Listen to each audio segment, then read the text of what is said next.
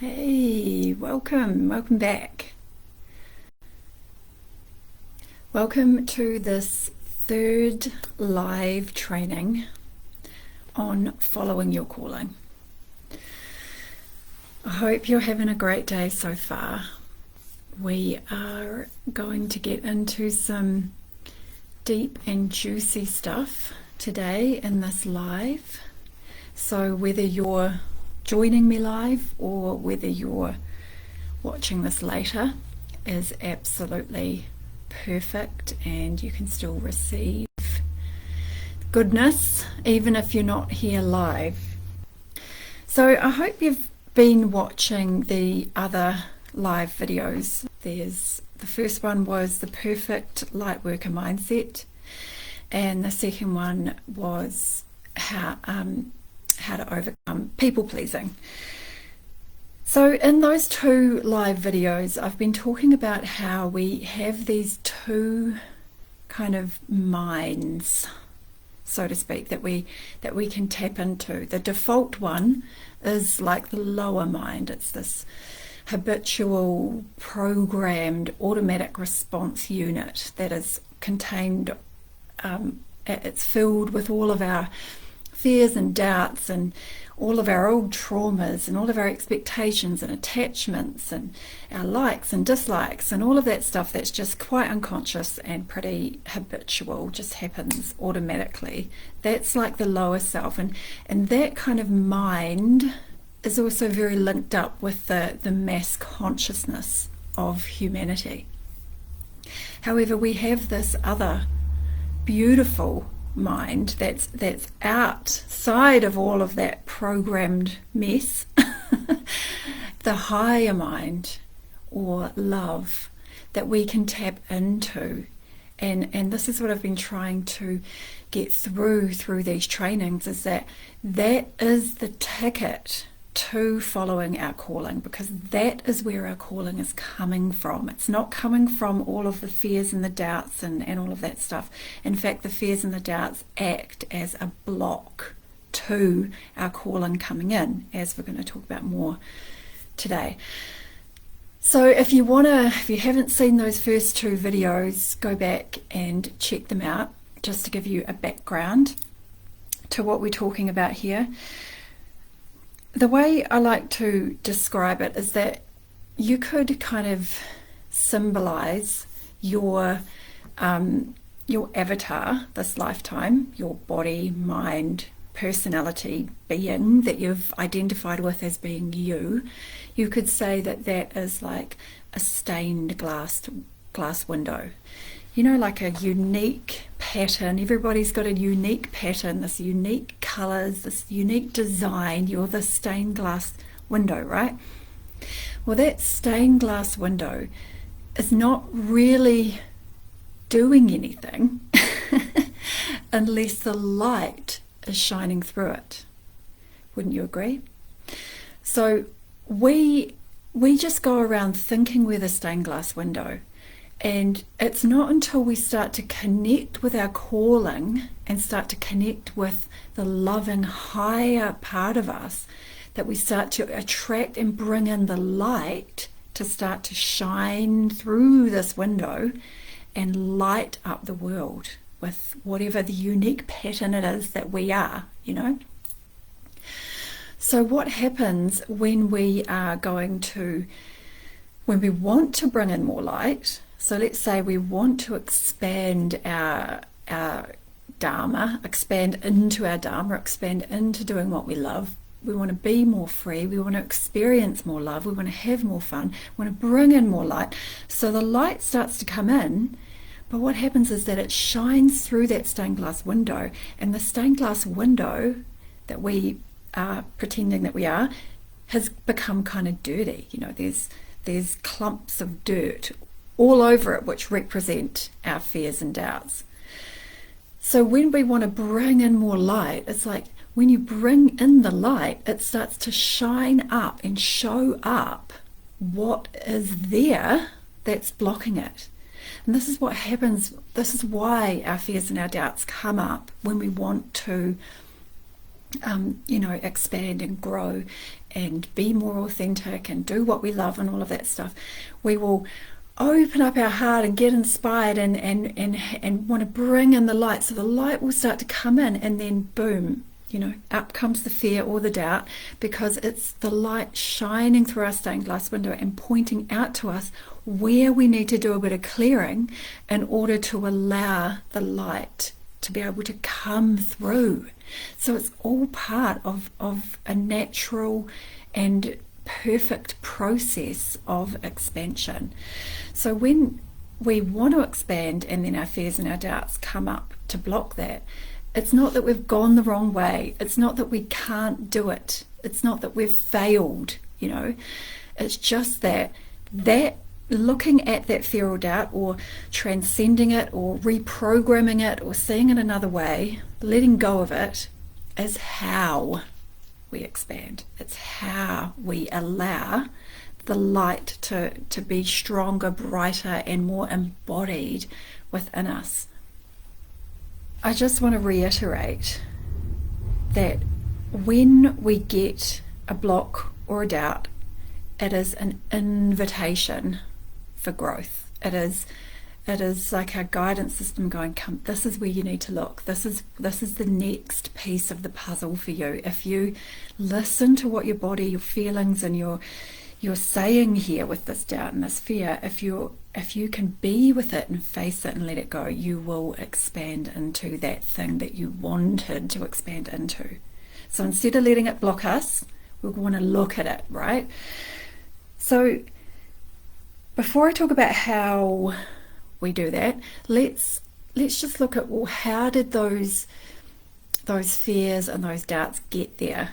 What are they? Like, why are they there in the first place? Why is it that we have so many of them, the little buggers, in our energy system?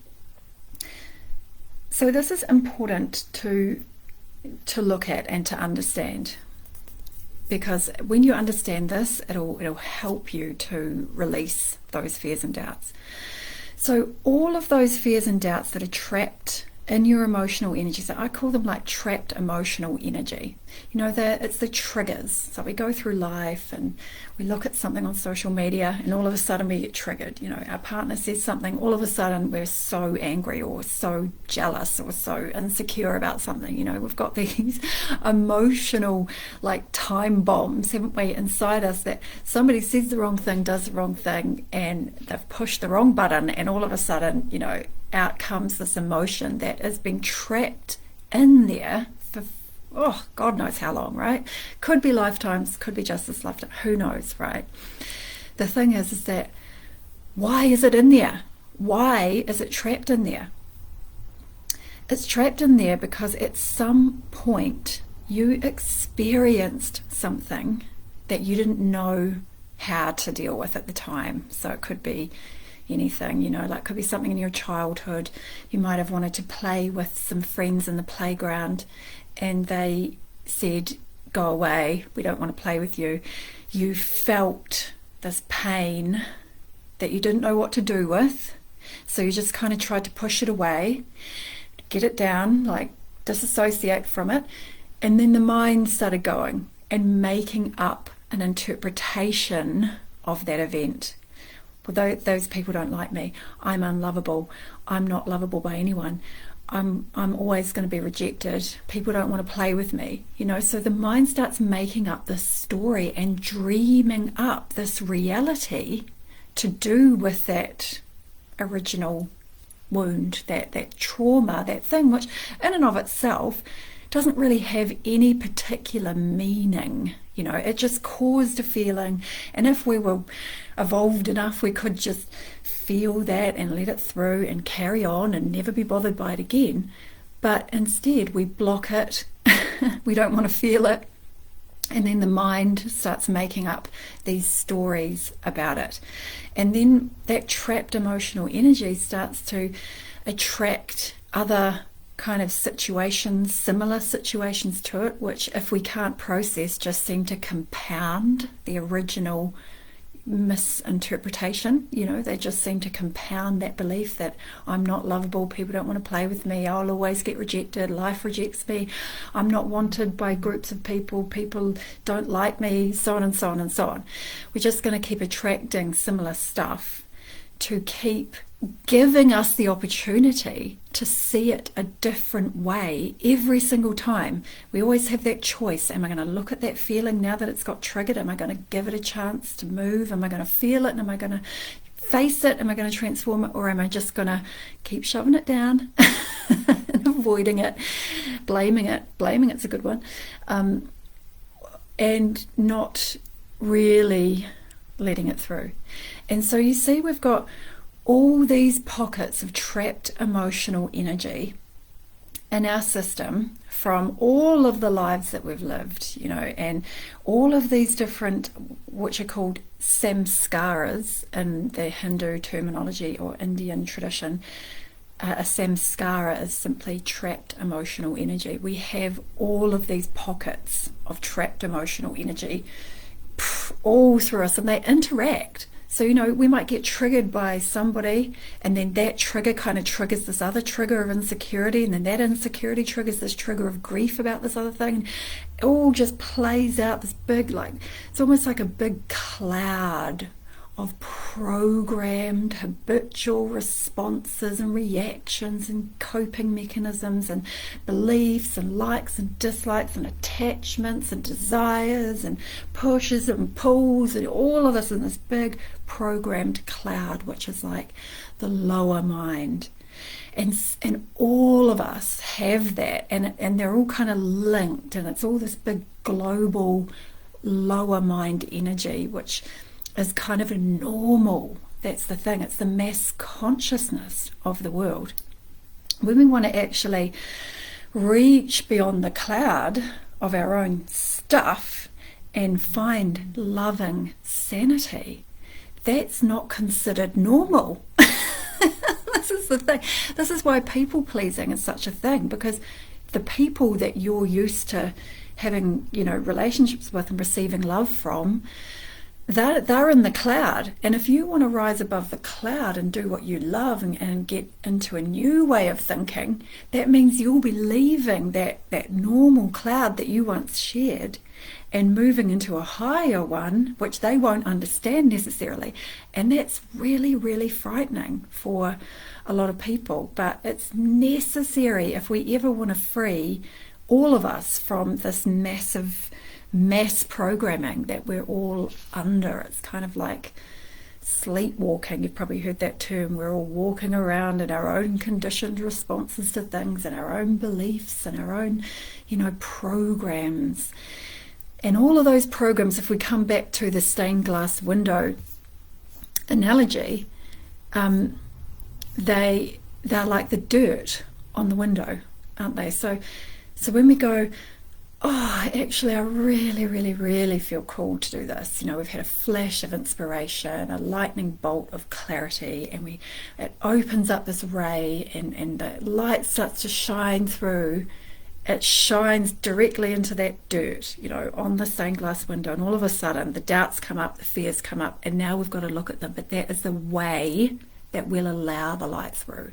We can't deny them, we can't push them away forever, but it's actually not even that bad, and it's really beautiful and amazing when we do release those doubts and realize that it was only that we'd given them power over us. They never really had any power. So we just made up the story. Like I was saying, like the kid in the playground got, his friends didn't want to play. So the kid made up this story. People don't like me. I'm not lovable. I'll always be rejected. Is that true? Is that real? It's not. It's insane. It's an insane interpretation of just a simple neutral event that wasn't even really about them. It could have been just that those kids were just doing something crazy or in a crazy mood or having a problem themselves. It was really nothing to do with you. But we make these interpretations that are kind of just misunderstandings, and then we just live them out, and we've got so many of them, and it causes this big cloud of jumbled up mess that we trying to find our way through. So when we're wanting to follow our calling and when our doubts come up, the way through them, there's two ways. So the first way, if you've developed a sense of spirituality, so in the first video I was talking about, it's just so important to find a little bit of space every day for yourself, just as important as having a shower in the morning, brushing your teeth 2 times a day or whatever. It's just as important that you find a clear connection with love, your alignment, every single day.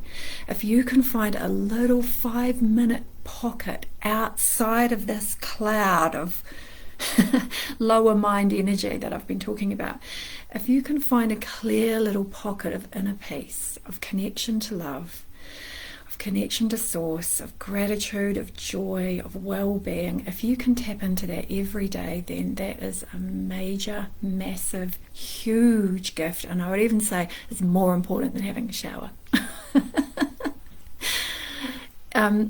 Because it's going to mean sanity for you. It's going to mean that you're going to be able to more easily overlook the ridiculousness of a lot of those misunderstandings that we've got playing out and ruling us and taking over our minds, when we get triggered. So the first way to overcome a doubt or a fear is to switch. It's to switch into that loving sanity that is above and beyond and transcending that cloud of your personal self, all your samskaras. If you can just find some peace, open up your heart, connect in with a higher energy just for a moment, and just consider, what would this higher energy think about this situation, this doubt or fear? What would be the guidance that would come to me there? How would they see this? How would love see this? What would love do here?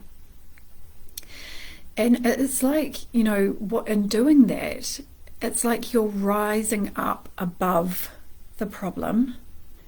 You're that quote, you can't solve a problem with the same level of thinking that created the problem.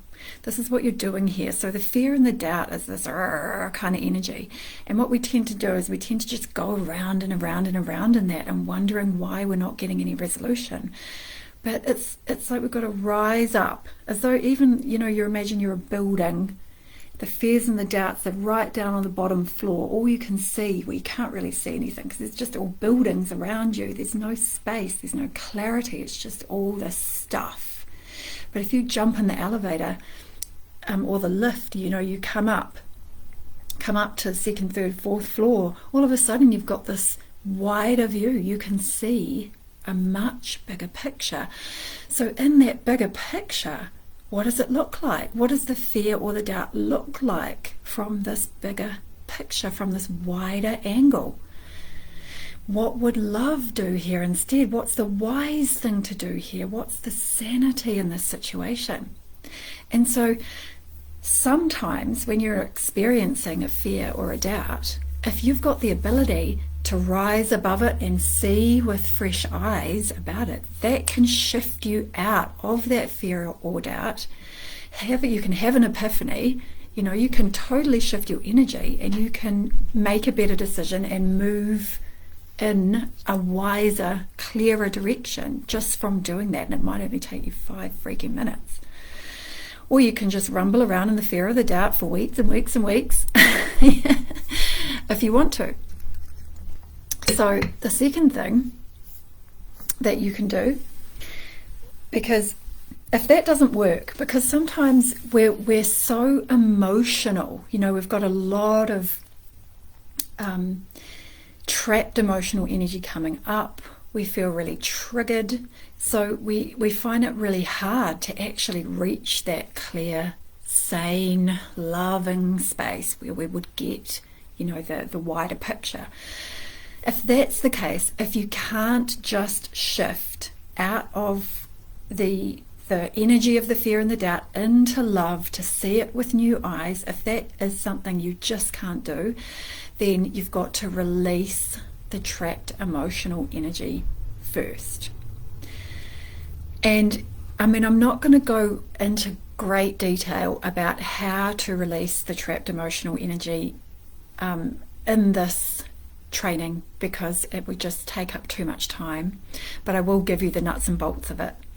However, I have just published on Facebook a invite to my masterclass, which is in a few weeks' time, where I'm going to be leading you through the experience of that.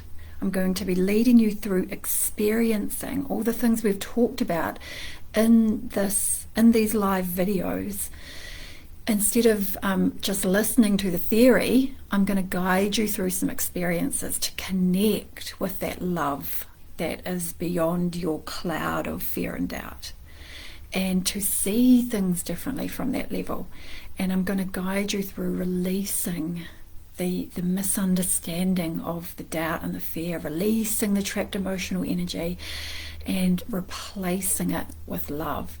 So if you want to do that with me, which I highly recommend if following your calling is something that's really important to you, and it's free as well, then you probably have already been invited, but it'll be posted about in this Follow Your Calling Facebook group. So if you can't just switch out of the narrative of that fear and the doubt and find fresh new loving eyes and a new perspective, then we need to release the trapped emotional energy. So what we would do there is just sit and feel, what is the feeling coming up in me at the moment that this doubt, this fear, what is the feeling that's associated with it, and where is it coming from in my body? So really just getting in touch with your feelings, being in the present moment, letting your awareness sink into your body and feeling, where is it? Is it in your tummy? Is it in your solar plexus, your heart, your throat? Where is this energy emanating from? So then you would just breathe into it and listen to it. What is it saying? What are the thoughts that just blah, blah, blah, blah, blah, blah out of the feeling? And they'll be probably ridiculous thoughts that, like a child would think, like, they don't like me, I'm worried that I'll be rejected, what if this happens, what if that happens, I'm so angry about this, I'm so angry about that, and blah, blah, blah, blah. There's just thoughts, but we just listen, and there's this whole energy going on in there. It's like the feeling, and it's creating these thoughts, and then the thoughts kind of make the feeling even stronger, which then creates more thoughts. And if you just sit there and listen and feel, the thoughts to begin with might be just kind of basic, but then if you keep listening, they'll start to be more in depth. You'll start to kind of release a layer, well, not release a layer, but you'll start to allow a deeper layer of the deeper thoughts that are involved with this feeling to start to come out. If you sit and listen, you'll start to hear what these unconscious programs are stuck in, and it'll just start talking to you, the thought, the feeling, the thought, the feeling. And that's a really awesome self-awareness in itself. And then what we need to do is completely relax to let that feeling move through. So, if you were holding on to a tennis ball, your muscles in your fingers and in your hand would need to be tensing in order to hold that ball. Yeah, but if you relax your hand, the ball's just going to drop because there's nothing holding it there anymore. And this is the same with your trapped emotional energy.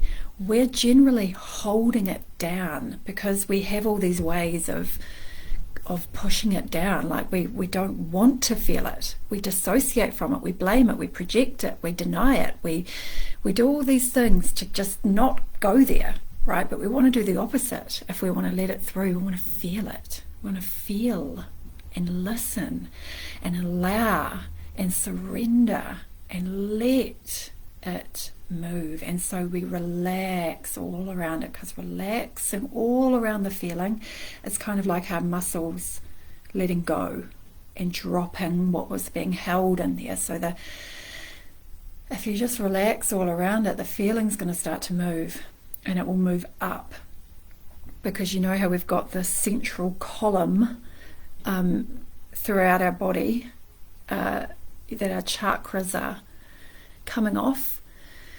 The central column is where the energy is going to start moving up. So you might find that after sitting with it for a few moments and just relaxing and allowing and surrendering and breathing, that energy starts moving up. And then it might feel like it gets stuck somewhere else. And you might even hear some other thoughts coming out of that stuckness. But you just do the same thing. You relax, you release, you surrender, and you let the feeling move, and it will just move naturally out. And so that is a short version of how we allow a doubt to move through, a fear to move through.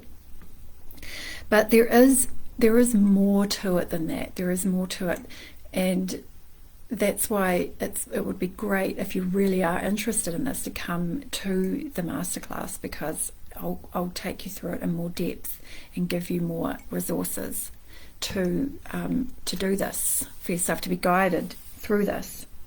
And yeah, I'm gonna close out here. So thank you so much for taking part in this or watching the replay. And I hope that this has helped you to understand more about your doubts and fears and the process of moving beyond them or letting them go. And remember, I have got a free masterclass coming up, which will run you through the process of doing this together in a Zoom group. You know, we will be able to communicate, not just me monologuing, but an actual group event where I'm going to run you through some beautiful experiences of shifting out of whatever doubt or fear you're stuck in, and into a deeper resonance with what it is that you really want to be doing. So keep an eye out for that, and I'll see you in the next live.